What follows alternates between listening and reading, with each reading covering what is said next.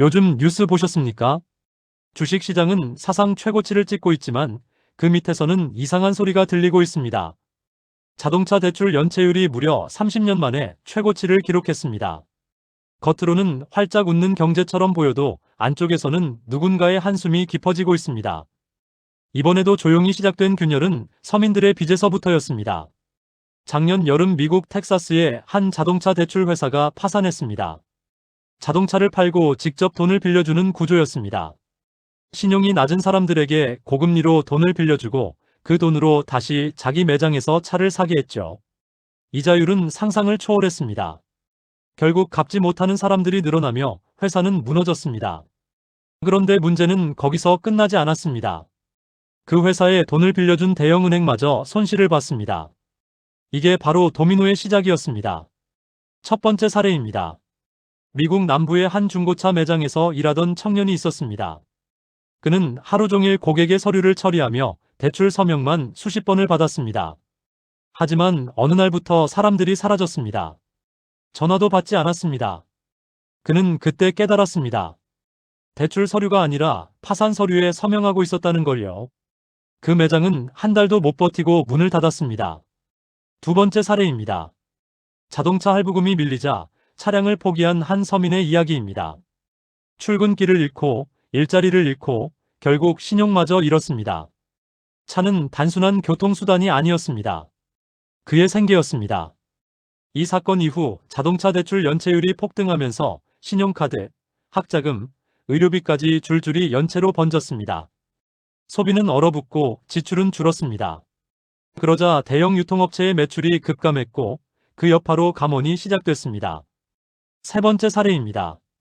한 투자자가 있었습니다. 그는 주가가 오르자 안심했습니다. 금리가 내려가면 괜찮을 거라 믿었죠.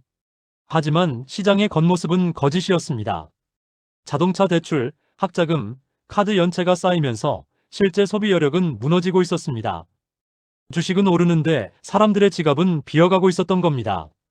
결국 그는 투자금을 모두 회수하고 현금 비중을 늘렸습니다.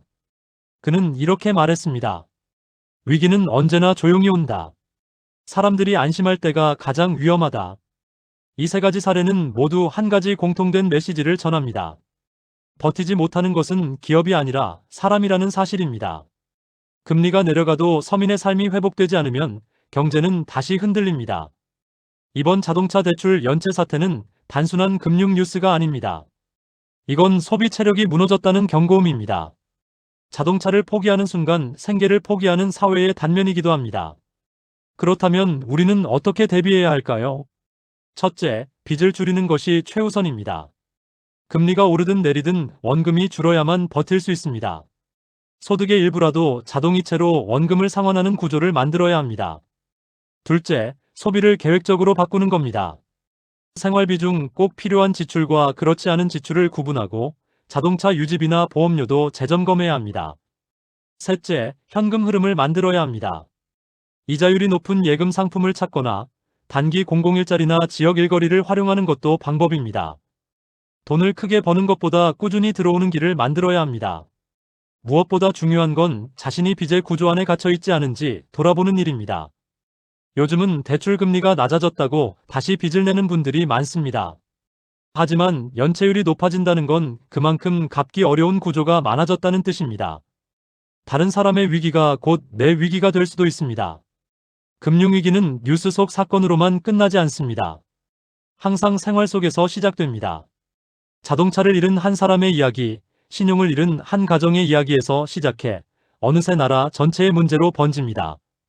지금은 위기 이전의 고요한 구간일지도 모릅니다. 이럴 때일수록 냉정해야 합니다. 돈이 돌지 않는 사회에서는 작은 연체가 큰 폭발로 이어집니다. 이번 사태는 분명한 신호입니다. 버블의 끝은 항상 웃음 속에서 시작됩니다. 주식이 오를 때, 집값이 안정될 때, 금리가 내릴 때 사람들은 안심합니다. 하지만 그때가 바로 리스크의 시작입니다. 연체율이 높다는 것은 결국 그 웃음의 뒷면에서 누군가는 이미 쓰러지고 있다는 뜻입니다. 이 영상을 보고 있는 여러분께 말씀드립니다. 경제 뉴스는 멀리 있는 이야기가 아닙니다. 자동차 대출 하나가 무너져도 내 금융 상품이 흔들릴 수 있습니다. 은행의 이자율, 보험의 해약 환급금, 국민연금의 수익률까지 모두 연결되어 있습니다. 한쪽이 무너지면 다른 쪽도 흔들립니다. 이건 단순히 미국의 이야기가 아닙니다. 우리 모두의 삶과 맞닿아 있는 현실입니다. 지금 필요한 것은 두려움이 아닙니다. 준비입니다. 빚을 줄이고 지출을 줄이고 현금을 지키는 것. 그게 가장 확실한 위기 대응 전략입니다. 뉴스에서 위기라는 단어가 사라질 때까지는 절대 방심하지 마세요. 그 고요함 속에서 진짜 폭풍이 시작되니까요. 자동차 대출 연체율 30년 만에 최고치, 금융위기 다시 오나. 자동차 대출 연체율이 30년 만에 최고 수준이라는 소식은 단순히 미국의 문제가 아닙니다. 이건 세계 금융시장의 심장박동이 불규칙하게 뛰고 있다는 신호입니다. 과거 금융위기 역시 언제나 서민들의 대출에서 시작되었습니다. 집값이 오르던 시절엔 주택담보대출이, 이번엔 자동차 대출이 그 불씨가 된 겁니다. 모두가 웃고 있을 때 이미 바닥에서는 무너짐이 시작된다는 걸 우리는 수없이 봤습니다. 지금의 사태를 이해하려면 먼저 구조를 봐야 합니다. 자동차 대출은 집 다음으로 규모가 큰 개인신용 대출입니다. 특히 미국에서는 차가 생계 그 자체입니다. 직장에 가려면 차가 필요하고 장을 보려면 차가 필요합니다. 그래서 자동차를 포기한다는 건 단순한 소비 축소가 아니라 생활의 붕괴를 의미합니다. 최근 미국 저신용층은 고금리 대출을 감당하지 못해 차량을 반납하거나 파산을 선택하고 있습니다.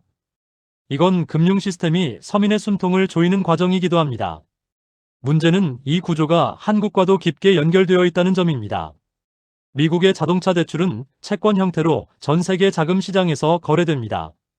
즉, 그 채권을 사놓은 유럽의 연기금, 일본의 펀드, 한국의 투자은행 모두가 영향을 받습니다. 미국의 한 구석에서 일어난 연체가 며칠 만에 글로벌 자금 이동으로 이어질 수 있다는 뜻입니다. 이건 단순한 뉴스가 아니라 내 연금과 내 예금, 내 주식의 흐름과도 이어집니다. 이제 전문가들이 말하는 핵심은 신용 붕괴의 연쇄 효과입니다.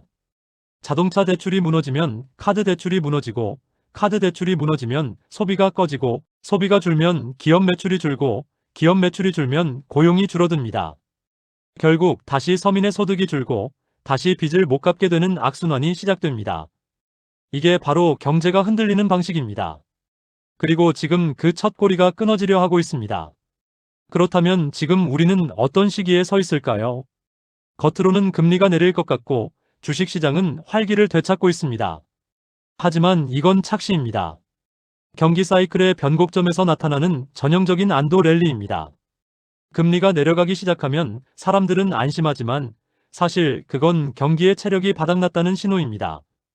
중앙은행이 금리를 내리는 이유는 경기 회복이 아니라 침체의 대비이기 때문입니다. 지금 미국 연준도 같은 고민에 빠져 있습니다. 내리면 인플레이션이 다시 불붙고 올리면 가계가 버티지 못하는 딜레마. 이게 바로 금융위기의 문턱입니다. 그럼에도 우리는 이 혼란 속에서 길을 찾아야 합니다. 경제는 무섭지만 대비하는 사람에게는 기회이기도 합니다. 지금이야말로 냉정하게 숫자를 다시 봐야 할 때입니다. 전문가들은 이렇게 말합니다. 위기 때 돈을 버는 사람은 돈이 많은 사람이 아니라 구조를 이해한 사람이라고. 따라서 개인이 할 수 있는 구체적 전략을 정리해 보겠습니다. 첫째, 빚의 구조 조정입니다. 대출을 여러 군데 나누어 가지고 있다면 통합 상담을 통해 금리를 낮추세요. 상환 기간을 늘리더라도 연체만큼은 막아야 합니다. 연체 이자는 눈덩이처럼 불어나서 결국 원금을 집어삼킵니다. 은행이나 신용회복위원회에서는 연체 전 단계부터 조기 조정을 해줍니다. 그걸 미루지 말고 당장 신청하는 게 위기를 막는 첫 걸음입니다. 둘째, 지출 다이어트입니다. 대부분의 사람은 돈이 부족해서 망하는 게 아니라 새는 돈을 방치해서 무너집니다. 보험료, 통신비, 구독 서비스, 자동차 유지비, 식비를 전부 다시 써보세요. 지출을 눈으로 보면 마음이 달라집니다. 자동차를 이미 가지고 있다면 보험사별 비교 견적만으로도 큰 차이를 만들 수 있습니다. 운전 습관에 따라 보험료를 할인받는 상품도 있습니다. 작은 절약이 쌓여 위기 때 버티는 힘이 됩니다. 셋째, 현금 흐름을 만드는 구조입니다. 퇴직 후에는 일하지 않아도 돈이 들어오는 구조를 만들어야 합니다. 이자, 연금, 임대료, 배당 중 하나라도 꾸준히 들어오면 위기 때 버틸 수 있습니다. 은행 예금 이자가 높을 때는 단기 예금 상품으로 자금을 분산하세요. 또한 정부의 복지제도는 생각보다 다양합니다. 기초연금, 주거급여, 에너지 바우처, 근로장려금 등은 단순한 보조금이 아닙니다. 이건 현금 흐름을 보호하는 장치입니다. 신청만 해도 한 달 생활비가 버틸 만큼 바뀝니다. 이걸 챙기는 것이 지혜입니다. 넷째, 자산 분산과 환 리스크 관리입니다. 주식이 오를 때는 누구나 투자 천재처럼 보이지만 위기 때 진짜 실력이 드러납니다. 한쪽 자산에 모든 걸 걸면 언제든 무너질 수 있습니다. 달러 예금, 금, 단기 채권, 배당주, 원자재 펀드 중 최소 두세 가지는 나누어 두세요. 특히 달러 강세 국면에선 원화 자산의 가치가 더 빨리 떨어집니다. 이럴 때 달러 예금이나 달러 표시 자산을 조금이라도 보유하면 방어력이 높아집니다. 하지만 투기처럼 몰빵하는 건 금물입니다. 비율은 나누되 목적은 명확히 하세요. 수익이 아니라 생존입니다. 다섯째, 심리의 관리입니다. 경제 위기에서 가장 먼저 무너지는 건 숫자가 아니라 마음입니다. 불안할수록 뉴스에 휘둘리고 공포가 커질수록 잘못된 결정을 내립니다. 이럴 때는 정보를 줄이고 루틴을 유지해야 합니다. 하루에 한 번만 뉴스를 확인하고 대신 자신의 가계부를 점검하세요. 내 숫자가 변하지 않으면 세상의 소음은 의미가 없습니다.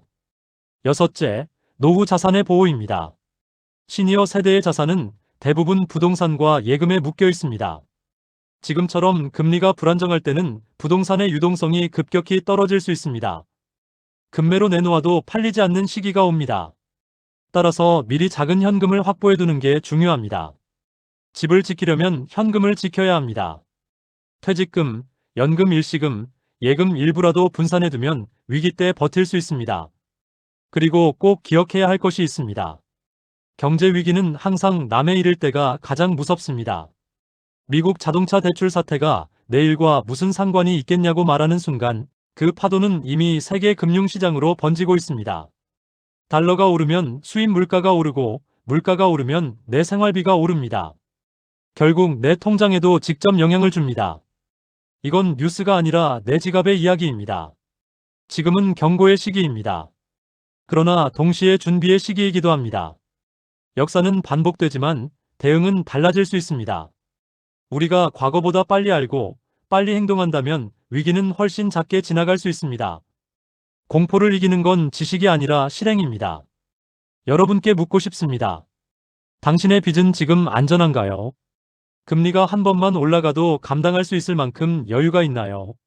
자동차를 유지하는 비용이 매달 얼마나 나가는지 알고 계신가요? 지금 이 순간 그 답을 적어보는 게 진짜 대비입니다. 언제나 위기는 뉴스보다 통장 안에 먼저 옵니다. 통장이 비기 전에 마음부터 채워야 합니다. 경제는 무섭지만 냉정하게 보면 늘 기회도 함께 옵니다. 시장이 흔들릴 때 현금이 있는 사람은 기회를 잡습니다. 위기가 올 때는 모두가 같은 공포를 느끼지만 준비한 사람은 그 공포 속에서도 움직입니다. 지금은 바로 그런 시기입니다. 조용하지만 위험이 흐르고 있습니다. 그러나 그만큼 기회도 숨어 있습니다. 자산을 지키고 가족을 지키고 내 신용을 지키는 것. 그게 이번 시대의 진짜 재테크입니다. 오늘 영상이 도움이 되셨다면 구독과 좋아요 꼭 눌러주세요. 여러분의 생각도 댓글로 남겨주세요. 지금 여러분은 어떤 방식으로 위기를 준비하고 계신가요? 여러분의 경험이 누군가에겐 방향이 될 수 있습니다. 함께 배우고 함께 버티면 위기는 결국 지나갑니다. 감사합니다. 미국 자동차 대출 연체율이 30년 만에 최고치를 기록했습니다. 누군가의 자동차 한 대가 무너지며 시작된 위기가 이제 금융 시스템 전체로 번지고 있습니다. 이번 영상에서는 그 원인과 구조, 그리고 우리가 지금 바로 실행할 수 있는 생존 전략을 깊이 분석했습니다. 지금은 공포보다 냉정함이 필요한 시기입니다. 끝까지 시청하시고 내 재무 구조를 꼭 점검해 보세요.